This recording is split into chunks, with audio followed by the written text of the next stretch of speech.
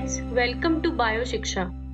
ये video series focus कर रही है CSI NET, SET, GATE, BSc and MSc entrance exam को। इससे प्रीवियस वीडियो में हमने इकोलॉजी का बेसिक पढ़ा था। इस वीडियो में हम हैबिटेट एंड निश पे फोकस करेंगे। Habitat is natural environment in which an animal and plants usually live. तो एक ऐसा नेचुरल एनवायरनमेंट जहाँ एक एनिमल और प्लांट्स यूजुअली रहते हैं, इसे हम बोलते हैं हैबिटेट। हैबिटेट को हम एक ऑर्गेनिज्म का एड्रेस भी बोल सकते हैं। फॉर एग्जांपल जैसे फॉरेस्ट हो गया, डेजर्ट हो गया, ओशन, ग्रासलैंड, ये सब हैबिटेट की एग्जांपल्स हैं। निश को हम सिंपली नेस्ट भी बोल सकते हैं। सो निश क्या है? Role and position of a species in its environment. एक स्पीशीज की उसके एनवायरनमेंट में क्या रोल है और क्या पोजीशन है, इसे हम निश बोलते हैं। निश को हम एक ऑर्गेनिज्म का प्रोफेशन भी बोल सकते हैं। निश जो है वो ट्रॉफिक पोजीशन बताती है एक ऑर्गेनिज्म की फूड वेब के अंदर। सो बेसिकली निश क्या है? एक रोल ऑर्गेनिज्म का जो वो प्ले कर रहा है एनवायरनमेंट के अंदर। एग्जाम्पल्स में हम ले सकते हैं डंग, बीटल एंड बीवर। यहाँ पे मैं बीवर की एग्जाम्पल पे फोकस करूंगी। तो ये जो इमेज है ये बीवर की इमेज है। बीवर किस तरीके से जो है वो अपना निश बनाता है, उस पे हम फोकस करेंगे। सबसे पहले वो ट्रीज काटता है, उसके बाद डैम की बिल्डिंग होती है, उसके बाद लॉज बनाता है, वहां पे वो फैमिली को रेस करता है। ये सब काम बीवर करता है। इसे और इजीली समझने के लिए हम वीडियो देखेंगे इसकी।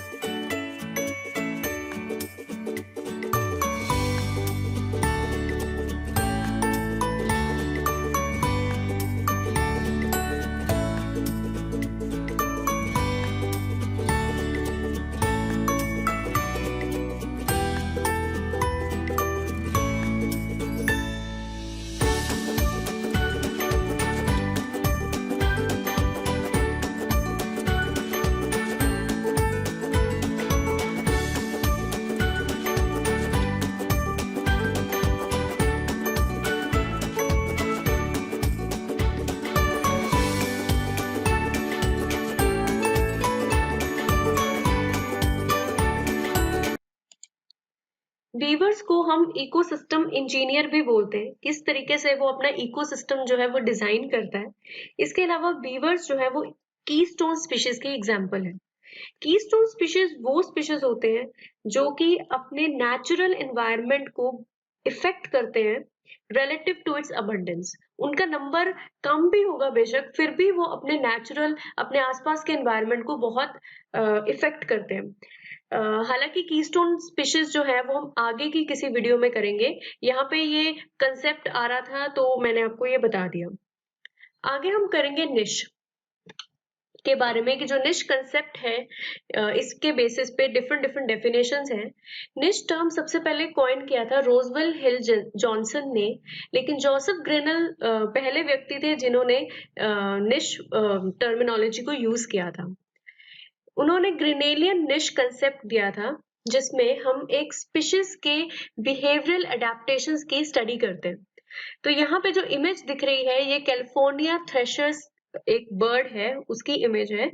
ये शैपरल हैबिटेट में रहता है जहां पे ये अंडर बुश फीड करता है और वहीं पे ब्रीड करता है। इवन अपने आप को प्रेडेटर्स से बचाने के लिए भी ये under bush to under bush shuffling करता है। तो एक वीडियो में देखते हैं किस तरीके से ये अपना बिहेवियर जो है वो शो करता है।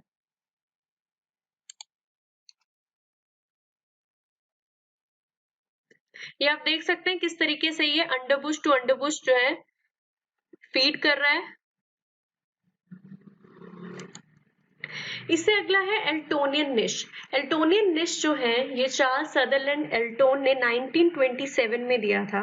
तो एल्टोनियन निश बेसिकली जो है ये फोराजिंग हैबिटेट्स जो है स्पीशीज की, मतलब जो फूड हैबिट्स है स्पीशीज की, उस पर फोकस करता है।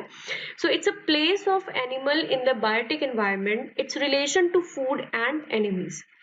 ना सिर्फ ये एम्फोसिस करता है कि स्पीशीज जो है वो ग्रो कर रही है और रिस्पॉन्ड कर रही है एनवायरनमेंट में, बल्कि ये जो अवेलेबिलिटी है और बिहेवियर है उसे भी चेंज करता है ये।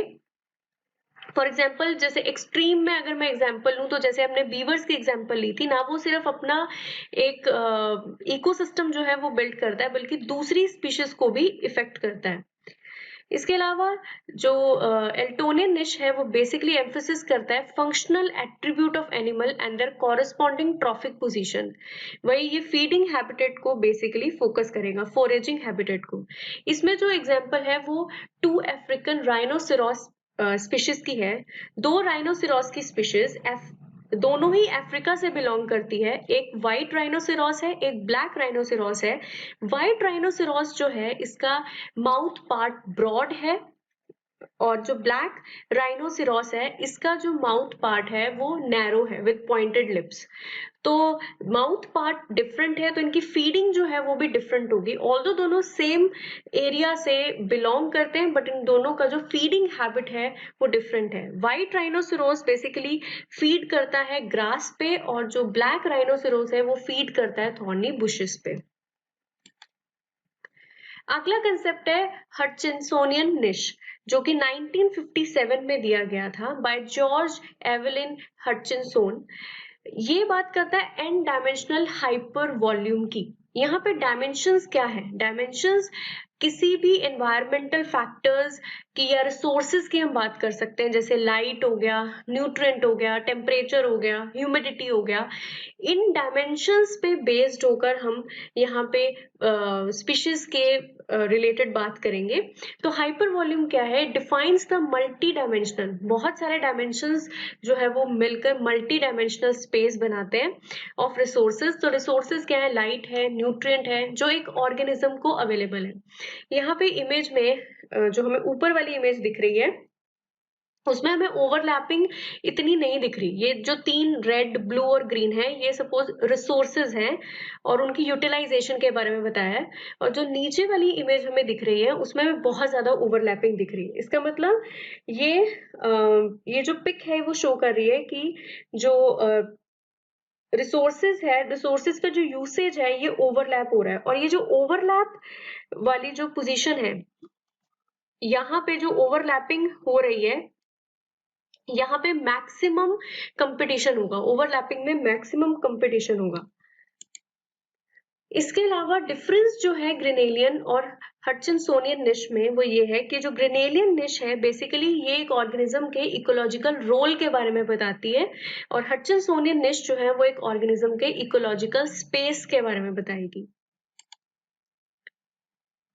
अगला टॉपिक है निश ब्रेड्थ, इसको विड्थ भी बोल सकते हैं, और निश ओवरलैप। इस इमेज में फोकस करेंगे। ये वाला जो कर्व है इसमें हमें दिख रहा है स्पीशीज एम। तो ये एक स्पीशीज का हम बोल सकते हैं उसकी निश विड्थ है, ये स्पीशीज एम की निश विड्थ होगी। और ये जो सेकंड है ये सेकंड स्पीशीज की निश विड्थ होगी, जिसको बोलेंगे स्पीशीज एन।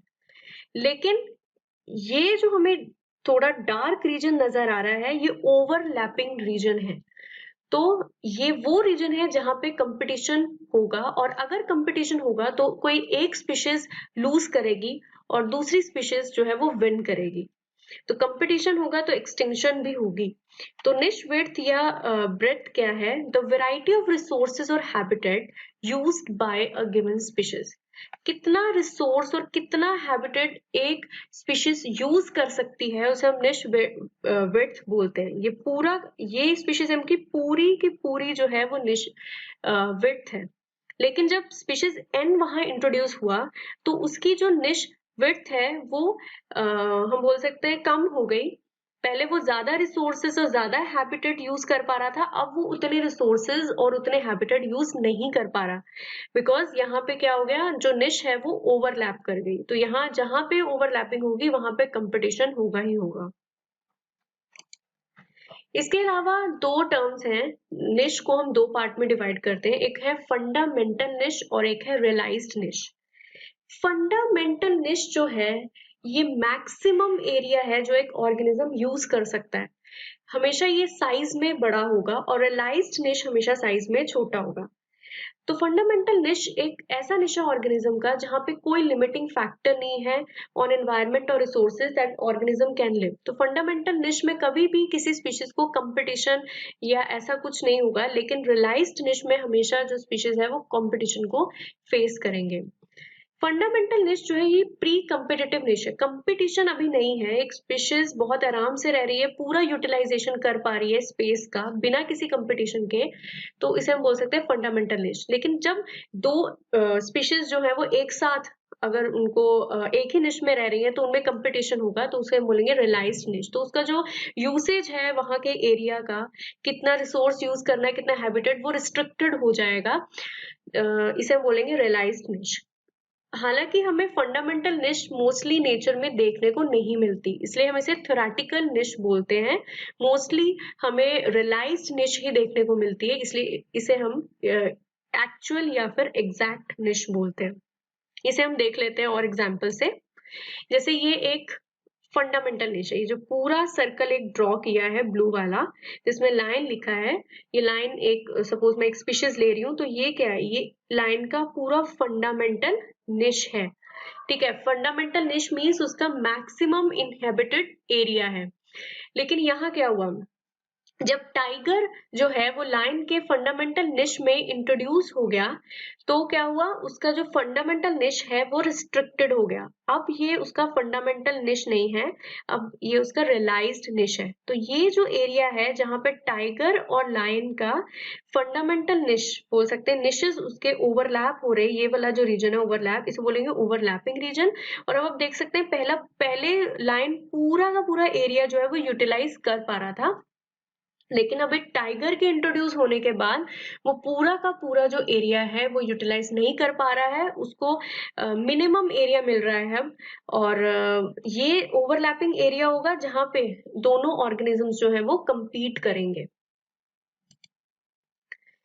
इसके एक और एग्जाम्पल है, यहाँ पे हम देख सकते हैं कि ये जो पिंक वाला ड्रॉ किया है ये स्पीशीज 1 के लिए ड्रॉ किया है, और ये जो ऑरेंज दिख रहा है ये स्पीशीज 2 के लिए दिख रहा है। तो ये पूरा का पूरा जो पिंक है यहाँ से लेके यहाँ तक, ये एक फंडामेंटल निश है स्पीशीज 1 का, और यहाँ से लेके यहाँ तक ये पूरा जो है ये क्या है, ये स्पीशीज 2 का फंडामेंटल निश है। लेकिन जब दोनों के निशेस मतलब जब स्पीशीज 1 और स्पीशीज 2 आपस में compete करेंगे तो उनका जो फंडामेंटल निश है वो रिस्ट्रिक्टेड हो गया, और अब इसे हम बोलेंगे, इस एरिया को क्या बोलेंगे, इस एरिया को बोलेंगे रियलाइज्ड निश। तो ये स्पीशीज 2 का रियलाइज्ड निश होगा और यहाँ पे स्पीशीज 1 का रियलाइज्ड निश होगा, और ये एरिया जहाँ पे दोनों के निशेस जो ओवरलैप कर रहे हैं, यहाँ इसे हम बोलेंगे निश ओवरलैप। एक और एग्जाम्पल है जो मोस्टली हम बुक्स में पढ़ते हैं, वो है कैथामेलिस और बेलेनिस की, दोनों बार्निकल्स हैं। तो ये जो कैथामेलिस है वो डीप और शैलो इंटरटाइडल जोन्स दोनों में रह सकता है। मतलब ये जो है ये कैथामेलिस है ब्राउन वाले, ब्लू वाले क्या है, बेलेनिस है। कैथामेलिस की जो फंडामेंटल निश है, जैसे हम नीचे वाली इमेज में देख रहे हैं, पूरी है, मतलब वो आराम से रह सकता है अपर रीजन में भी और लोअर रीजन में भी। लेकिन जो बेलेनिस है उसकी जो फंडामेंटल निश है वो ये लोअर रीजन में ही है। तो लेकिन जब हम इन दोनों स्पीशीज को साथ में इंट्रोड्यूस करेंगे, बेलेनिस और कैथामेलिस दोनों साथ में आएंगे, दोनों साथ में इंट्रोड्यूस होंगे, तो क्या हो जाएगा, कैथामेलिस की जो निश है वो रिस्ट्रिक्टेड हो जाएगी। अब ये सिर्फ अपर रीजन ही ऑक्यूपाई करेगा, लोअर रीजन ये ऑक्यूपाई नहीं कर सकता। तो अब ये क्या बन गया, ये क्या बन गया, कैथामेलिस का रियलाइज्ड निश बन गया, और बेलेनिस का तो पहले ही फंडामेंटल निश इतना ही था, तो इसका जो रियलाइज्ड निश है ये इतना ही है। लेकिन कैथामेलस का निश क्या हो गया, रिस्ट्रिक्टेड हो गया यहाँ पे। तो ये इतना ही उसका रियलाइज्ड निश है। अदरवाइज जो कैथामेलस था वो अपर और लोअर दोनों तरीके के दोनों रीजन्स में रह पा रहा था। इसके बाद आता है रिसोर्स पार्टीशनिंग। तो अगर किसी ओवरलैपिंग निश में एग्जिस्ट करना है उसके लिए, ताकि कंपटीशन से बचा जा सके, ताकि उनकी एक्सटिंक्शन ना हो सके, इसके लिए भी कुछ स्पीशीज ने जो है वो तरीका निकाल लिया है जिसको हम बोल सकते हैं रिसोर्स पार्टीशनिंग। रिसोर्स पार्टीशनिंग में क्या होता है, it is a division of limited resources by species to help avoid competition in an ecological niche. जैसे आपको एक ट्री दिख रहा है, यहाँ पे एक सिंगल ट्री है, लेकिन उसमें आपको 3 कलर्स नजर आ रहे हैं, येलो, रेड एंड ब्लू। तो ये एक स्पीशीज है बर्ड की, जहां पे एक ही ट्री पे अलग अलग जो बर्ड्स हैं, अलग उन्होंने रहना सीख लिया है। तो उन्होंने अपना जो एरिया है वो पार्टीशन कर लिया है कि मैं इतने एरिया पे फीड करूंगा तो इतने एरिया पे फीड करना। इसकी वजह से क्या होगा, उनके बीच में कंपटीशन नहीं होगी और वो इजिली जो है म्यूचुअलिज्म में इस तरीके से वो रह पाएंगे। जैसे येलो बर्ड जो है वो अपर ट्री रीजन को इनहिबिट करता है, रेड जो है वो मिडिल को, ब्लू जो है वो लोअर को। तो इस तरीके से जो स्पीशीज है वो रिसोर्स की पार्टीशनिंग कर देती है ताकि वो अवॉइड कर सके किसी भी कंपटीशन को इकोलॉजिकल निश में। एक और इमेज है बहुत अच्छी, ये लिजर्ड्स हैं जिन्हें हम देख पा रहे हैं। लिजर्ड्स ने भी एक एरिया है, जैसे सपोज ये एक ट्री है, इसमें भी लिजर्ड्स ने अलग अलग एरिया जो है वो ऑक्यूपाई कर लिया है। तो कुछ लिजर्ड्स जो है वो अपर रीजन में रह रही हैं, कुछ लोअर रीजन में रह रही हैं।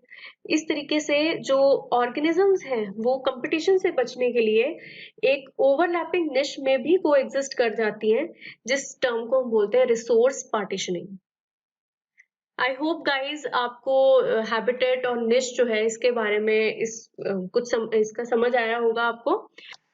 इससे अगली वीडियो में हम character displacement and competitive exclusion principle पे फोकस करेंगे। Thanks for watching, keep learning.